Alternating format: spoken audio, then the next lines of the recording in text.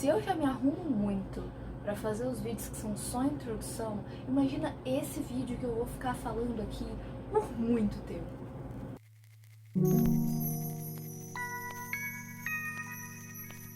Olá, pessoas do meu coração! Hoje eu finalmente vim falar pra vocês sobre a última série literária, a última trilogia que eu li e que eu me apaixonei. Quem me acompanha lá no Instagram já sabe qual é a série. Então, se você não me acompanha, é All the Milky Way. Vai lá me seguir agora pra você saber tudo que vai acontecer nesse canal. E eu tô aqui pra falar da trilogia Grisha, que quase caiu da minha mão. Mas primeiro eu tenho que contar pra vocês como esses livros entraram na minha vida. Porque não foi uma indicação de ninguém, eu não só achei a capa bonita e comprei, mas é porque quando eu estava no terceiro ano do ensino médio, em 2019, a minha professora de inglês era voluntária em uma associação que ajuda cachorrinhos. Então eles recolhem doações de livros e vendem pra arrecadar fundos pra fazer o que eles têm que fazer e ajudar os cachorrinhos. Eles fazem castração, eles dão um lar temporário, fazem de tudo. Enfim. E um dos livros que ela tinha pegado de uma aluna pra vender foi essa série completa. E eu me apaixonei por essa série. E eu comprei tanto pra ajudar os cachorrinhos, quanto porque parecia ser muito bom, tipo. Os designs das capas influenciam muito a gente, e a gente sabe disso. A gente tem mais gosto de comprar um livro de capa bonita do que um livro de capa feia. Mesmo que o livro de capa feia possa ser tão bom quanto, até melhor do que um livro de capa bonita. Mas enfim, eu vou falar um pouquinho sobre isso nesse vídeo também. Como eu já falei pra vocês no vídeo de começando o meu Reading Journal, tá aparecendo aqui no card agora, eu vou intercalar, né, as minhas falas aqui com a montagem da página do Reading Journal. Então vamos ficar indo pra lá, indo pra cá, indo pra lá, indo pra cá. E eu ainda não sei que parte vai pra que parte do meu roteirinho vai pra cada parte. Então eu vou indo, né? Eu quero começar dizendo pra vocês que se a gente reduz essa série, né, se a gente vai condensando as explicações, ela é um livro genérico de fantasia. Ela começa com um livro genérico de fantasia. Com isso eu quero dizer que garota normal de repente descobre que tem poderes e depende dela salvar o mundo. Todos os livros de fantasia que você pegar se resumem a isso. Personagem normal descobre que tem poderes e agora depende dele salvar o mundo. Isso é um problema? Não. Porque se o clichê existe, é porque ele funciona. O negócio tem muitas possibilidades pra você desenvolver seus personagens e a sua história dentro dessa premissa. Então, dá pra criar muita coisa legal aí, que foi o que essa série fez. O universo que a autora criou, eu acho que o nome dela se pronuncia Leigh Bardugo, ou Leigh Bardugo, por aí, alguma coisa assim, é baseado na Rússia. Então, aqui dentro tem um vocabulário muito próprio, que é uma coisa que ajuda a gente a ser envolvido pela história, né? Que tem essa coisa de russo, de língua germânica. E, assim, muitas palavras, nomes de personagens, eu simplesmente pulava na hora de ler, sabe? Isso não se formava foneticamente na minha cabeça. Então eu só falava, ah tá, fulano, ou ah tá, tal palavra. E seguia, tipo, os títulos que a nossa protagonista, que é a Alina, recebe. Alguns deles são meio complicados. Então eu simplesmente sabia que estavam falando dela. E ia. Então essa aqui é a nossa primeira pagininha, livro a livro, pra preencher com os livros que eu li ao longo do tempo, ao longo do ano. Já que esse Reading Journal aqui vai ser mais focado em 2020, né? Eu vou continuar usando o mesmo caderno ano que vem, se tiver páginas, provavelmente terão. Mas eu vou refazer toda essa partezinha do início. Abrindo um parênteses já para contar para vocês de um arrependimento meu em como eu fiz essa página aqui do Reading Journal, é que eu não devia ter decorado ela com nada. Eu devia só ter ter feito só o título, deixado ela em branco, pra eu ir decorando de acordo com as minhas leituras, fazer páginas temáticas, que é um negócio que eu adoro, que eu vou sentir falta aqui. Agora, em uma sinopse um pouco mais complexa e mais específica, Ravnica, que é o reino de onde acontece a história, está em guerra contra um fenômeno chamado Dobra, que é basicamente um lugar sombrio onde não há luz e tem uns monstrão assassino. Então não dá pra passar pelo meio, pelo menos não sozinho. Pelo menos não se você não estiver preparado pra isso. Então, a Lina foi recrutada assim que ela completou a idade de recrutamento e ela trabalha num regimento como aprendiz de cartógrafa. Até o momento em que ela e os companheiros dela, inclusive o crush dela, estão passando por essa dobra e eles quase morrem. Pra salvar todo mundo, ela desperta um poder que ela nem sabia que tinha. Poder esse que, nesse universo, é detido por uma elite de soldados de outro exército, que não é o exército dela. Lá eles dividem em primeiro e segundo exército.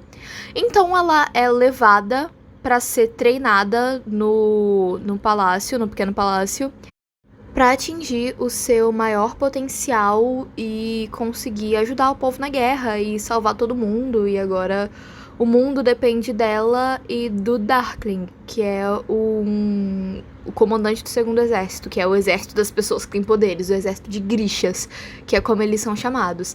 Aí, gente, altos rolê, tá bom? A gente descobre que as pessoas não são quem elas diziam ser e muita coisa acontece nesse meio tempo até a Alina sair do palácio. E se eu falar um pouquinho mais aqui, já vai ser spoiler, porque essa é a sinopse geral do primeiro livro que rege um pouco a série inteira. Mas enfim, muitas descobertas sobre esse novo universo acontecem no decorrer dos livros. Mas eu não posso contar uma coisa sem contar outra que vem antes, sabe? Coisas que me chamaram muita atenção nesse livro foram, primeiro, a narração, que é toda feita em primeira pessoa pela Alina, nossa protagonista, e o jeito que a gente conhece os pensamentos dela e as vontades dela e os conflitos dela ficou muito natural, muito fluido. E isso é ótimo, porque é mais uma coisa que faz a gente se sentir abraçado, se sentir envolvido pela história e não querer parar de ler. Outra coisa que me surpreendeu até foi o dinamismo. Sempre tem coisa acontecendo nesse livro. Não é um livro que fica parado, sabe? Que você tá só acompanhando a rotina da personagem. Não. Sempre tem coisas acontecendo ou a expectativa para coisas acontecerem sendo criada. Então é um livro que te puxa, que te prende mesmo. Tanto que no final do segundo, que é O Sol e Tormenta, pro terceiro, que é o Ruínas e Ascensão, acontece muita coisa aqui no final e aqui no começo. Não coisas interligadas, coisas diferentes. Então, eu fiquei assim, eu já queria acabar um e pegar o outro, porque aqui deixou uma ponta aberta pra ser fechada aqui, que foi assim, genial da parte da autora. Eu tô sendo um pouco vaga, porque não quero dar spoilers. A parte dos spoilers vai ficar no final, porque eu preciso comentar o final dessa série com alguém que já tenha lido. Então, por favor, se você é um ser humano que já leu a trilogia Grisha, ou trilogia Sombriossos, não sei se alguém chama assim, mas provavelmente, porque a gente tem essa mania de chamar a série pelo nome do primeiro livro. Mas enfim, se alguém aqui já leu, conversa comigo nos comentários depois. Ou me chama no Instagram, caso você não queira spoilear as outras pessoas. Mas eu preciso falar sobre isso com alguém. Agora vamos lá. Apesar dessas coisas incríveis que essa série fez, eu achei ela muito parecida, em particular, com A Rainha Vermelha, que é uma série que eu li há alguns anos e que eu gostei muito de alguns pontos, mas outros eu simplesmente não suportava mais. Então, eu vou fazer algumas comparações entre os livros, a começar pela protagonista. A Alina, ela tem um crescimento incrível durante os livros. E a gente acompanha as inseguranças dela, os conflitos, com tudo que tá acontecendo. Afinal, ela é uma adolescente vivendo no meio de uma guerra em que tudo depende dela. Então ela é um símbolo de força, assim como a Mari se tornou. A Mari é a protagonista da Rainha Vermelha, né? Assim como a Mari se tornou pro grupo dela, né, pra resistência. E só que a Alina lida com isso de uma maneira completamente diferente da Mari. A Mari, ela fica chata, ela fica pesada. Tudo que ela tinha de legal some do terceiro, o último livro, um pouquinho do segundo. Então, assim, a Mari se torna chata. A Alina não.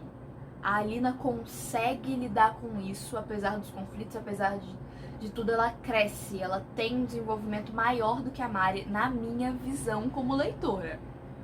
É simplesmente a minha opinião, eu só sei que eu ficava de saco cheio da Mari. Tanto que quando eu acabei tudo, as minhas personagens preferidas eram a Cameron e a Evangeline.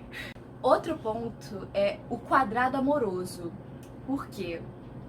Gente, temos quadrado amoroso em ambas as séries, né? Eu não posso dizer que era um triângulo, era um quadrado. Era a protagonista e 3 caras. Na Rainha Vermelha, eu conseguia shippar a Mari com todos eles. Na verdade, nem tanto com o Killor. Eu conseguia muito shippar ela com o Cal e com o Maven. Mesmo o Maven sendo péssimo, eu conseguia shippar ela com os dois. Com o Killor eu achava bonitinho, mas eu não queria eles de casal não. Enfim, aqui na trilogia Grisha eu só conseguia shippar a Alina com o Mali, desde o começo. Teve um momentinho que eu shippei ela com o Darkling. Teve, mas foi um momentinho muito pequeno. Depois, sempre que ele aparecia, era manipulador do caralho, sai daqui. Inclusive é sobre esses 2 personagens que eu quero falar. Porque eles são personagens equivalentes, mas ao mesmo tempo não são.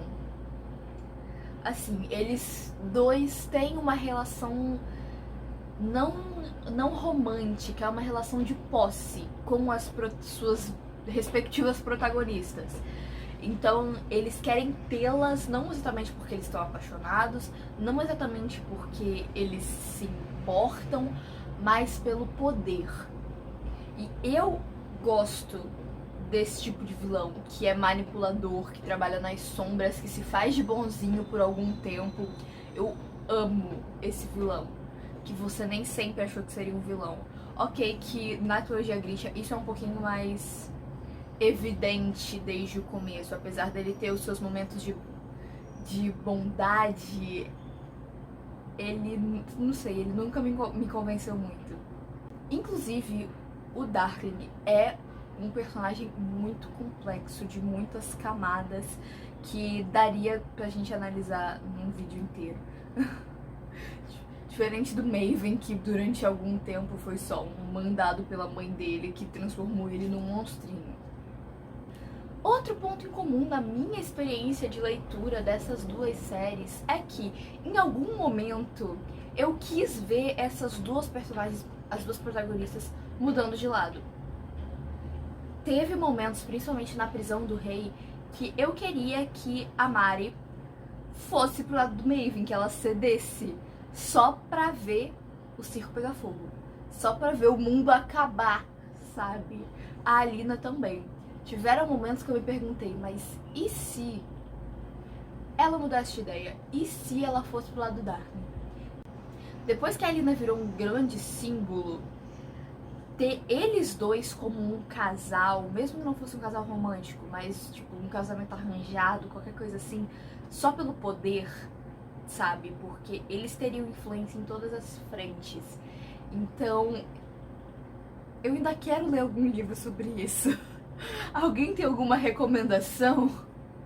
Mas nem só de protagonista se vive uma boa história, então ela tem vários personagens interessantes em volta dela, e é deles que eu vou falar agora. Vamos começar pelo Mali. Na maior parte da história, ele é o maior apoio da Alina e a pessoa em quem ela mais confia. Então, além de ser o cara com quem eu queria que ela ficasse desde o começo do quadrado amoroso. Então, a relação deles é muito antiga, eles foram criados juntos, e até por isso que ela quer tanto ter ele presente na vida dela, mesmo depois de descobrir que tem poderes, e que na verdade ela é uma Grisha e ele é só um soldado, um rastreador muito bom. E como um soldado, ele tem aquela coisa de que ele serve para um propósito maior dentro do exército ou para a Alina. E de vez em quando isso me irrita, apesar de eu gostar dele, porque no geral ele é um ótimo personagem, uma ótima pessoa, mas de vez em quando ele dá uma irritadinha nisso, porque ele quer que a Alina faça o certo e nem sempre é o que ela quer fazer. Ele apoia demais esses sacrifícios. Temos Tamar. Tamar é uma personagem que apareceu no segundo livro, e eu não sei por que ela me cativou tanto, porque ela não é uma personagem de grande destaque, ela tá quase sempre colada com o irmão dela, mas eu gostei muito dela, do jeitinho dela, e de como ela demonstra sensibilidade de vez em quando, mesmo sendo uma puta guerreira, e achei ela interessante. Agora, Nikolai. Gente, o surgimento desse personagem já me deixou muito surpresa, porque deviam ter mencionado que ele existia, pelo menos, no primeiro livro, mas ninguém falou nada sobre ele, e depois é explicado por quê. Mas eu gostei muito dele, porque ele é um personagem com senso de humor, é um personagem que também apoia muito a Alina, e ele sempre dá um jeito em tudo, ele é super criativo, é inventivo, e ele sabe o que tem que ser feito. Como ele é um personagem da corte, ele tem toda essa manipulação através das aparências. Então ele sabe o que as pessoas vão pensar, e ele manipula o pensamento das pessoas a partir do que ele pode controlar, que é como ele se parece, como a Alina se parece, e como a jornada dele se parece. Então ele é um personagem incrível, ele é bem o tipo de personagem que eu gosto, que sabe o que tá fazendo, que sabe onde quer chegar e sabe como chegar lá. Por último, mas não menos importante, vamos falar de Zoya, porque Zoya foi uma personagem que eu acabei me afeiçoando muito no passar dos livros. Apesar dela ter seu humor sarcástico e gostar de jogar as coisas na cara dos outros e ser um pouquinho convencida, a gente vê um crescimento muito bom nela, o que ela não é nem um personagem secundário, sabe? Eu acho que ela seria um personagem terciário se isso existisse, porque ela quase não tem destaque, mas quando ela aparece, a gente não pode deixar de reparar, porque ela é uma ótima personagem. E ela faz vários sacrifícios ao longo da história, e ela se conhece novamente a partir de tudo que rola. Enfim, esses foram os meus personagens preferidos, tirando a Alina, que eu já falei um montão sobre ela até agora. Então, vamos voltar pra cama. Agora sim começa a parte desse vídeo que contém spoilers, então se você é um ser humano que se interessou muito com tudo que eu falei nessa série, ou se você veio até essa resenha porque você já estava interessado nela e você não gosta de spoilers, eu sugiro que você pule esse vídeo pro tempo que tá aqui embaixo, pra você assistir aí no finalzinho, e vai lá, seja feliz.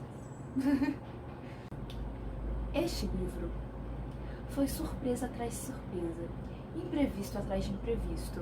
Não sei se alguém já tinha pensado nas possibilidades do que aconteceu aqui, ou se essa mulher foi muito boa, porque eu não tinha imaginado essas possibilidades. Eu imaginei várias coisas, mas eu não tinha imaginado o que aconteceu. Vamos começar pela história do Morozov, gente. Ok, eu imaginava que tinha algo a mais ali, que não estava nos diários e tal, simples, beleza. Qualquer um imaginava.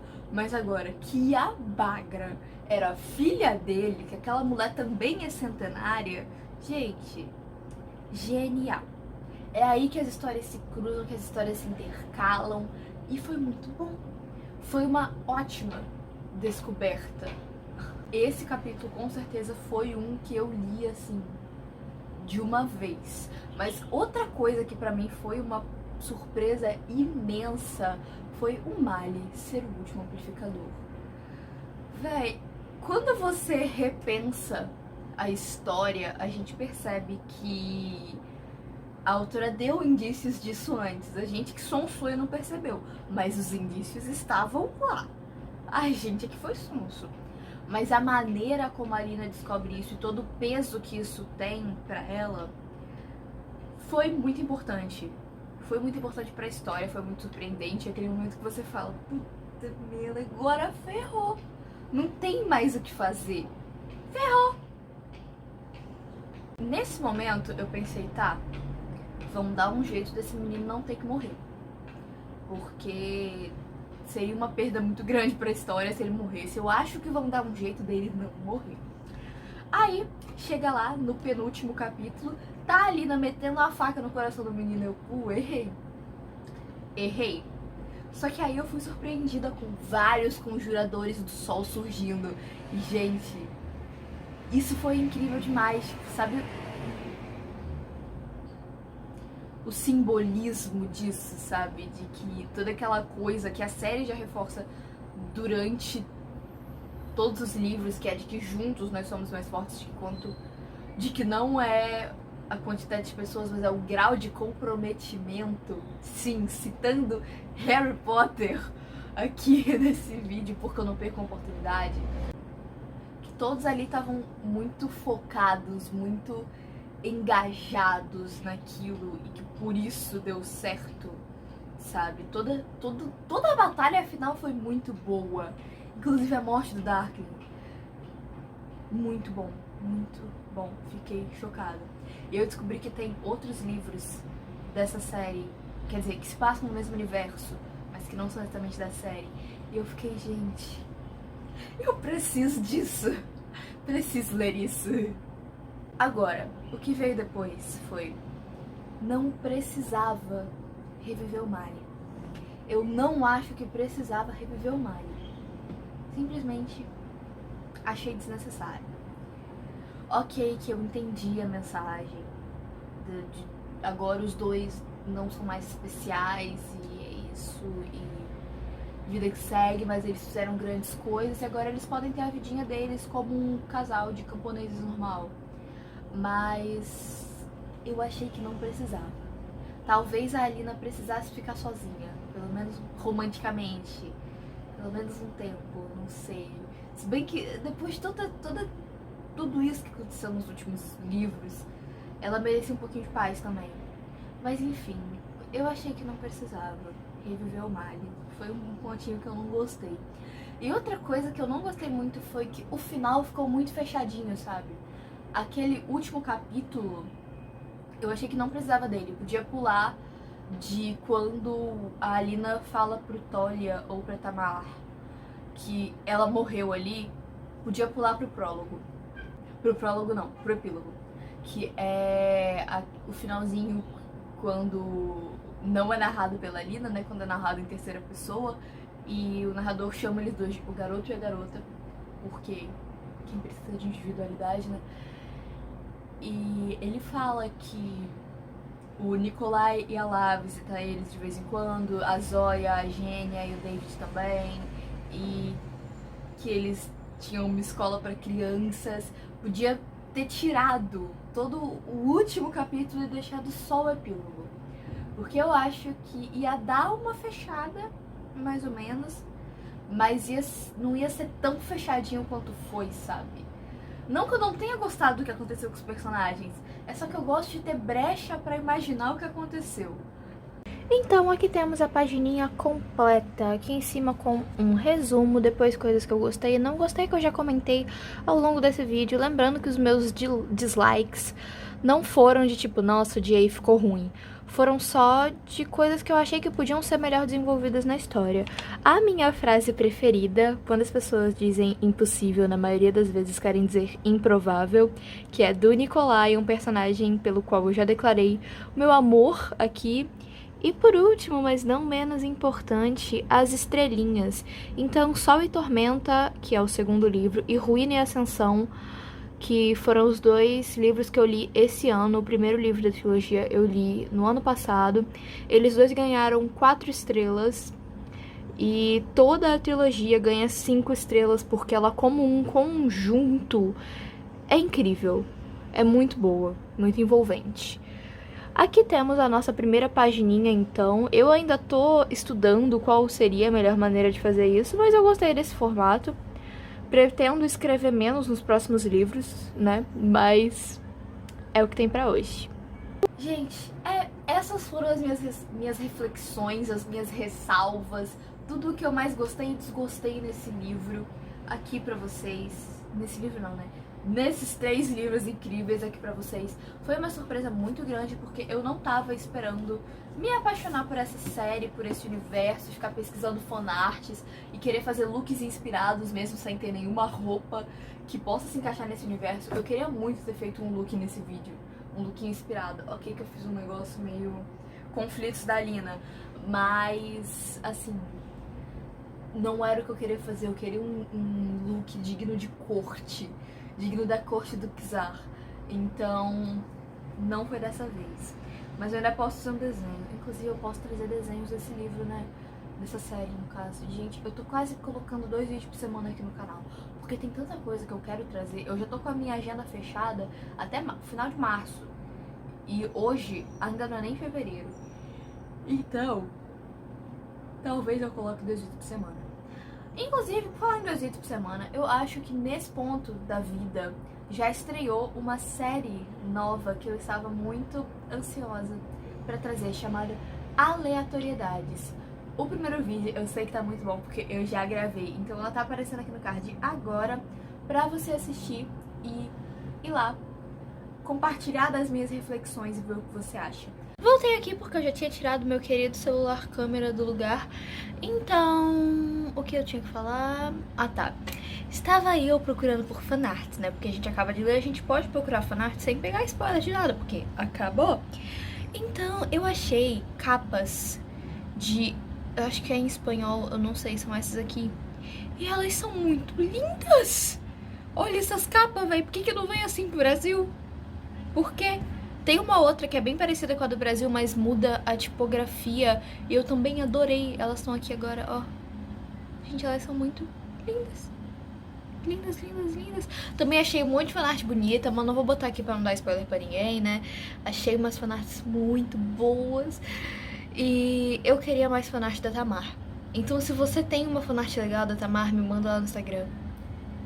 Obrigada. Não esquece de deixar seu like aqui embaixo, se inscrever nesse canalzinho lindo. E eu vejo vocês semana que vem. Tchauzinho!